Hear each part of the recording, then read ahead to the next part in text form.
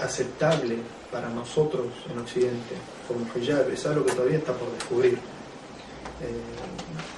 Por el momento lo que se hace es seguir esos patrones de qué es lo que era hijab en los países de origen de cada uno.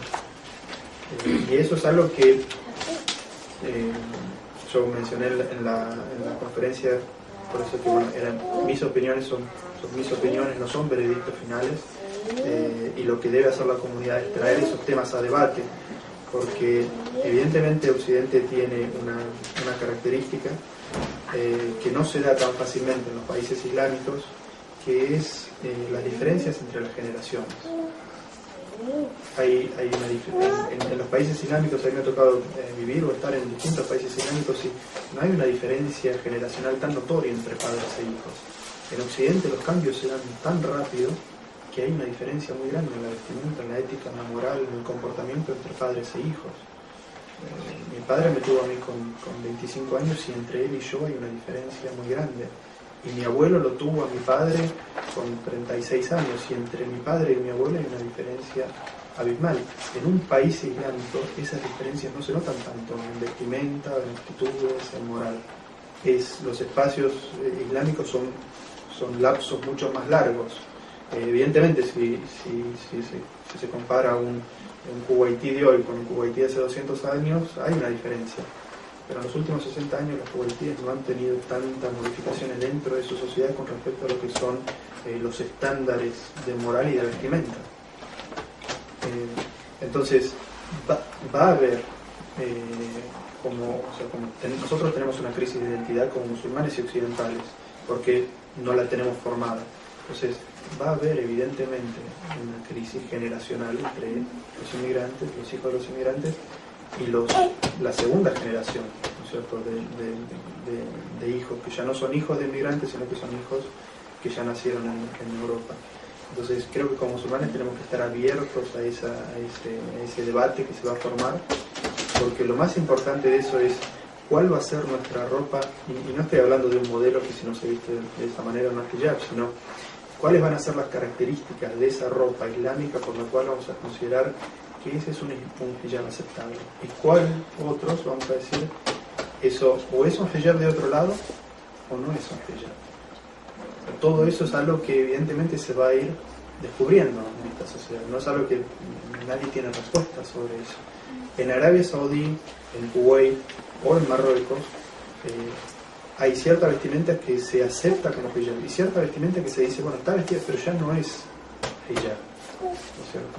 Entonces eso mismo se va a ir dando aquí en Occidente. Eso es algo que de lo que no hay respuesta. Yo lo que vengo a decir es que es algo que como musulmanes tenemos que debatir abiertamente, ¿no es cierto?, respetando unos las opiniones de los otros.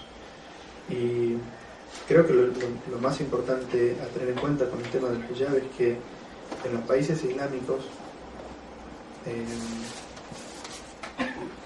la sociedad ayuda mucho a que haya mejor esos hijab. En Occidente no, y eso es un ingrediente muy grande. Y por eso es que Occidente habla tanto sobre el tema de la imposición del hijab y no sobre la elección del hijab. Y eso es algo que nosotros como musulmanes también tenemos que aceptar y rever en nosotros mismos, porque en una sociedad islámica que una mujer decidiera no usar el hijab representa para la familia un peso muy grande y para esa sociedad algo extraño.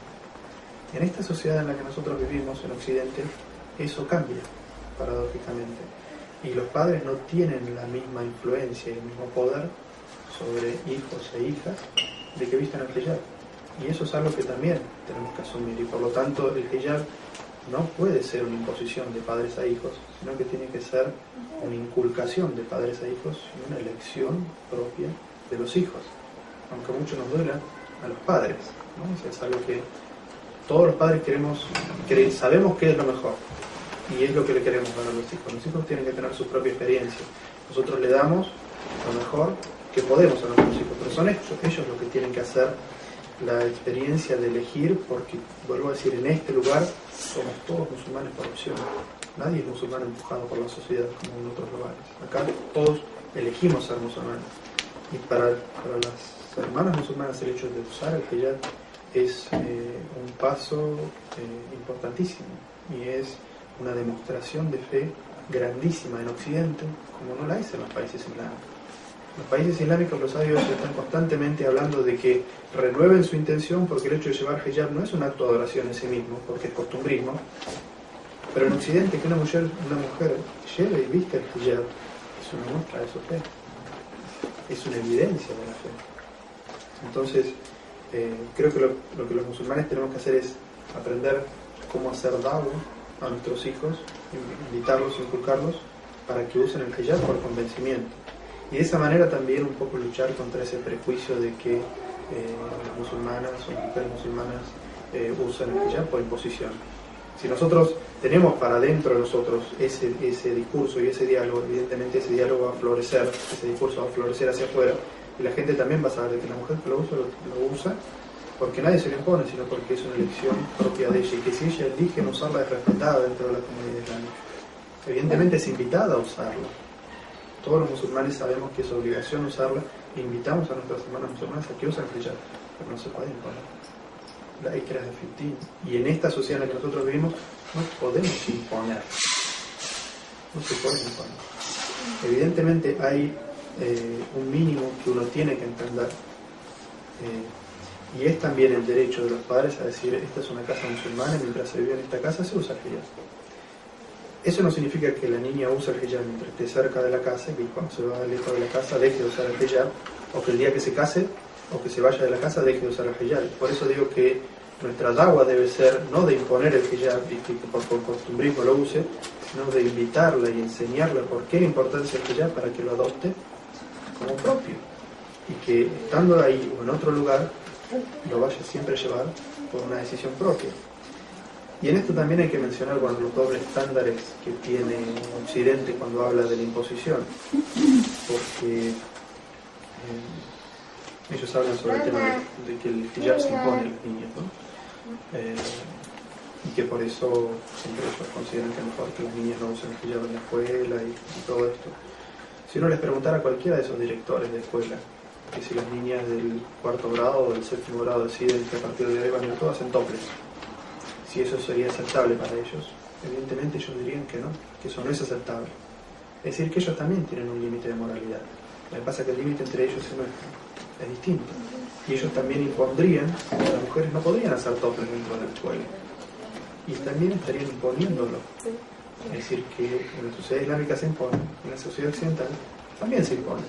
Lo que pasa es que el límite entre lo que se impone es distinto. Pero nuestra actitud como musulmanes tiene que ser de que el hijab debe ser una elección de cada uno de nosotros. No sé si hay más preguntas relacionadas al hijab. ¿Está permitido para una mujer usar el maquillaje? ¿Permitido? Sí, claro. ¿Cómo no va a estar permitido? El Islam exhorta tanto al hombre como a la mujer a que se embellezca para su marido, para su familia. Lo que no está permitido del maquillaje es utilizarlo fuera de la casa. De la misma manera que el profeta sallallahu alaihi wasallam prohibió el abuso del perfume de la mujer cuando sale de la casa, de la misma manera está prohibido el abuso del maquillaje fuera de la casa. Cuando hablo del abuso del maquillaje es porque en el Sagrado Corán, cuando se habla sobre los adornos que puede utilizar una mujer cuando está fuera de la casa, en el Sagrado Corán dice "Il la mardaz a mí", es decir, aquello que es evidente de ella. En muchas interpretaciones del Sagrado Corán se dice que esos son los brazaletes que la mujer normalmente usa y el cojo que usa debajo de los ojos, que eso es lo que normalmente se ve, se usa, y que no se considera abuso de maquillaje o algo que trata de llamar la atención de las otras personas. Entonces, eso es permitido. Lo que no es permitido es que uno abra estas revistas de moda y ve ese lápiz labial, que claro, después la mujer también se pone eso y sale por... Y es eso mismo que le llamó a uno la atención en esa revista, es lo que uno produce cuando utiliza eso, ¿no es cierto? Entonces, eso es lo que como musulmanes nosotros, por lo que es el concepto de nuestra vestimenta, que es un concepto de de humildad, de que nos embellecemos, sí, Allah dice en Sarafán, pónganse elegantes, vístanse bien, y como dijo el